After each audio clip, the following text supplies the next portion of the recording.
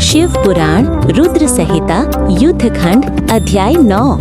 3 असुर भाइयों ने 3 शहर बनाए, एक सोने का, एक चांदी का, एक लोहे का। तीनों शहर आसमान में उड़ते थे। असुर अमर हो गए क्योंकि ब्रह्मा ने वरदान दिया था। लेकिन एक शर्त थी, जब तीनों शहर एक सीध में आएंगे तब कोई एक तीनों को नष्ट कर सकता है। असुरों ने पूरी दुनिया पर कब्जा कर लिया। देवता हार गए, विष्णु के पास गए, कुछ करो। विष्णु बोले सिर्फ शिव ही कर सकते हैं। सभी देवता शिव के पास गए। शिव ने विशाल धनुष उठाया। तीनों शहर एक सीध में आने का इंतजार किया और जब आए शिव ने एक तीर छोड़ा। तीनों शहर जलकर राख हो गए।